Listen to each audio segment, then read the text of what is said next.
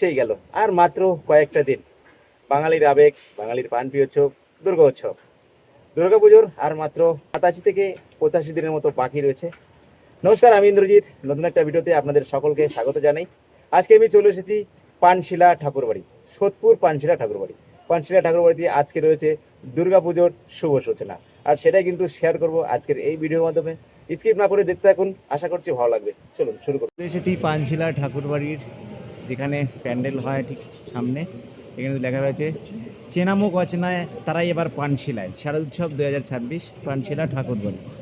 আর কিছুক্ষণ পরে কিন্তু শুরু হবে পানশিলা ঠাকুরবাড়ির পুজো, শুরুর পুজো অর্থাৎ খুঁটি পুজো। শেয়ার করবো প্রত্যেকটি মুহূর্ত, সাথে থাকুন, দেখতে থাকুন। এখানে কিন্তু ব্যানার করা হয়েছে এখানটা। চলো এই দিকটা একটু দেখিয়ে আসি।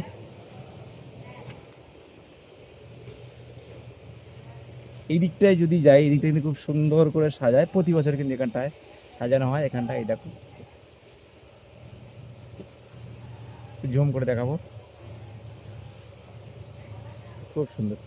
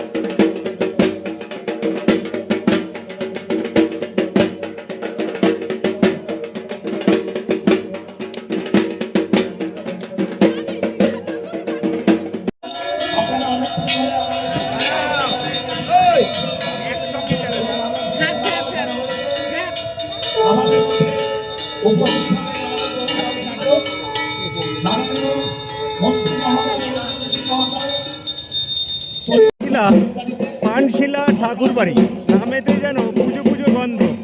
আর আমি এখন রয়েছি পানশিলা ঠাকুরবাড়ির, যেখানে খুঁটি পুজো হচ্ছে, দুর্গা পুজোর শুভ সূচনা হচ্ছে। সেই শুভ সূচনার প্রত্যেকটি মুহূর্ত শেয়ার করব আজকের এই ভিডিওর মাধ্যমে।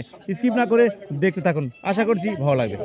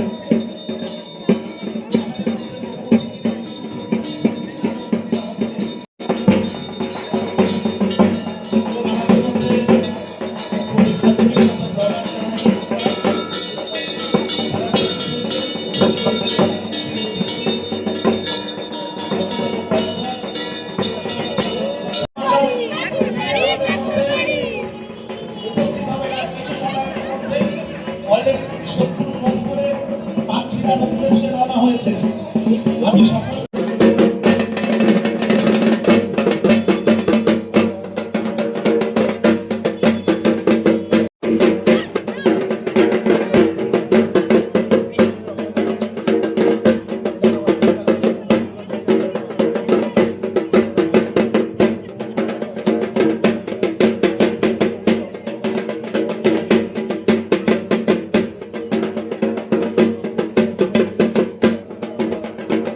মাননীয় মন্ত্রী মহোদয়কে বলবো আমাদের এই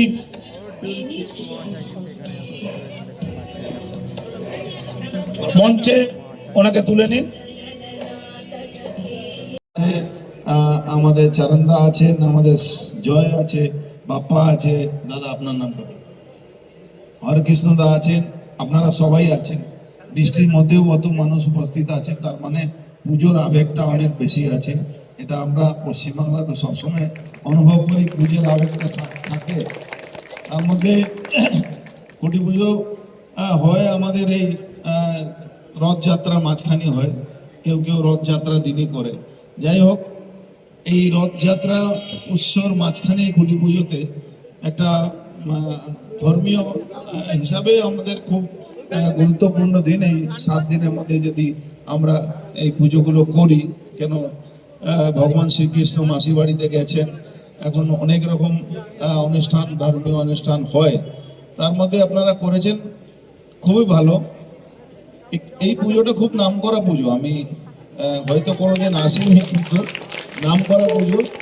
আর এলাকার লোকেরা সবাই এখানে উপস্থিত আছেন, তার মানে এলাকার সবাই একসঙ্গেই থাকেন। তাহলে পুজো তো সবসময় দুটো ভাগ হয়ে যায়, ওরা করছে তাহলে আমরা করব না। এখানে কিন্তু সবাই একসঙ্গে দেখছি, শত্রুপক্ষ আর সত্তাপক্ষ সবাই একসঙ্গে আছে। যাই হোক, কিছু মনে করবেন না আপনারা, কিন্তু আমার একটু এরকমই বলার অভ্যাস আছে। আমার ছোট ভাই সঞ্জয় আছে এখানে, দীর্ঘদিনে আমাদের একসঙ্গে কাজ করেছি।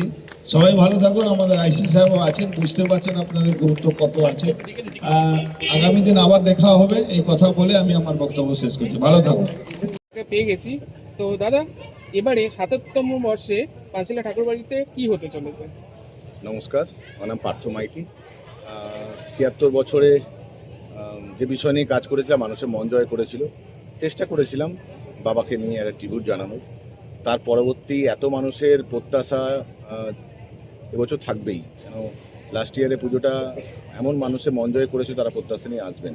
এবছর আমাদের এখনো পর্যন্ত সেভাবে পাবলিশ হয়নি টিমটা, তাহাদের কথা বলে একটা পাবলিশ হয়েছে অলরেডি। তো এমন শ্রেণী মানুষের কথা বলবো আমরা মণ্ডপের মাধ্যমে।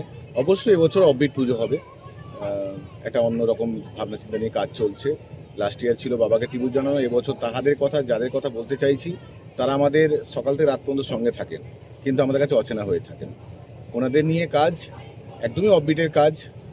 আশা রাখছি যেভাবে ভাবছি আমরা, সমাজবাদ তো থাকবেই, তার সঙ্গে একটা মানবিক দিকও আছে মণ্ডপের মধ্যে। আর তার সাথে দাদা, প্যান্ডেলের সাথে মাতৃ প্রতিমার কি চমক থাকছে? মাতৃ প্রতিমা, পাঁচ ঠাকুরবাড়ির পুজোটা অ্যাকচুয়ালি সাবেকি প্রতিমাও হয় আর থিমের প্রতিমাও হয়, তো দুটোই থাকছে এবছর। সাবেকি প্রতিমা যেমনভাবে হয় তেমনই হচ্ছে, সেভাবে সাবেকি পুজোগুলো হবে। আর থিমের প্রতিমা গতবারের মতন সুকান্ত দায় আমার সাথে প্রতি বছরই কাজ করে, এবার ঠাকুরবাড়ি তার অভিন্ন কিছু হবে না, সুকান্ত দাই করছে। ঠাকুরের মধ্যে অবশ্যই চমক থাকবে, একদম থিম ওরিয়েন্টেড যেমন হয়, যেভাবে আমি ধাঁচে ফেলবো সেভাবেই সুকান্ত দা গতবারেও ফেলেছিল, তার আগে বছর ফেলেছিল। এবছর আশা রাখছি সুকান্ত নতুন কিছু, নতুনভাবে এটা অবশ্যই চমক দেবে। আচ্ছা, দর্শনার্থীর উদ্দেশ্যে কি বার্তা দেবেন? আপনারা লাস্ট ইয়ারে অনেক দূর দূরান্ত থেকে এসছেন, ঠাকুরবাড়ি একটা মফস্বলে পুজো, অফবিটে পুজো, একটা ভয় ছিল অফবিটের, সাধারণত মন্দির ফন্দির স্থাপত্য এগুলোই হয়, সেখান থেকে অফবিট সরে পাঁচটা ঠাকুরবাড়ি যেমন সাহস দেখিয়েছে, আমার কথা সাড়া দিয়েছে যে নতুন কিছু হোক, অফবিটের জেলাতেই হয় না, শহরতলিতে হয়, মানে কলকাতাতে হয়, একদম অফবিটে এরকম পুজো মানুষকে মন জয় করেছে, তার মানে বুঝতে পারছি যে মানুষ একটু অন্য ভাবধারায় কাজ পছন্দ করছে। সেটা জেলাও পিছিয়ে নেই, পাঁচটার হাত ধরে আমি লাস্ট ইয়ারে আমি বা আমার টিম ঠাকুরবাড়ি, আমার নিজস্ব টিম সুকান্ত দা সবাই মিলে চেষ্টা করেছি, সেটা পশ্চিমবঙ্গ জুড়ে ভালোই প্রচার বিস্তার লাভ করেছিল। তো এবছর আশা রাখছি যেভাবে আমরা সাজাচ্ছি, যেভাবে আমরা পরিবেশন করব, আশা রাখছি যে এবছর মানুষের মন জয় করবে। আচ্ছা, প্রতি বছরই আপনার যে প্যান্ডেলের কাজগুলো হয়, খুবই সুন্দর একটা, মানে খুব ভালো একটা জিনিস যে তৈরি হয়, খুব সুন্দর সোলার কাজ। এবছরে কি থাকছে? না, অ্যাকচুয়ালি আমি এবছর 4-5টা কাজ করছি। তার মধ্যে আমি 4টে কাজের ক্ষেত্রে বলি, সেটা একদমই মানে ইকো ফ্রেন্ডলি মেটেরিয়ালস দিয়ে করছি। কোথাও আয়রন শুধু ইউজ করছে, কোথাও অন্যরকম মেটেরিয়ালস ইউজ হচ্ছে, কিন্তু মানে থার্মোকল ইউজ করছি না এবছর, আমি এটা বাদ দিয়ে দিয়েছি এটা পরিবেশের জন্য। পরিবেশ বান্ধবের জন্য। বান্ধবের জন্য। আর যেহেতু আমি একটু থিমেটিক কাজ করছি, একটু অফবিট কাজ করছি, তো মেটেরিয়ালসগুলো সেরকম সিলেক্ট করে ভিন্ন মেটেরিয়ালস থাকবে, মানে অন্যরকম অনেক মাধ্যমে কাজ হবে। গতবারে যেমন লাইটের একটা বিশেষত্ব দেখেছিলাম এখানে যে থিমের মধ্যে, এবছরে কি সেরকম কিছু থাকবে? অবশ্যই থিমে মানেই তার লাইট একটু অনন্য হওয়া উচিত। সেভাবেই হবে, আলো আঁধারি খেলা থাকবে। সাবজেক্টের যেটা যেরকম লাইট হওয়া উচিত অবশ্যই ওরকম থাকবে। ঠিক আছে, থ্যাংক ইউ। তো বন্ধুরা, এই মুহূর্তে আমাদের প্রতিমা শিল্পী সুকান্ত দাকে পেয়ে গেছি।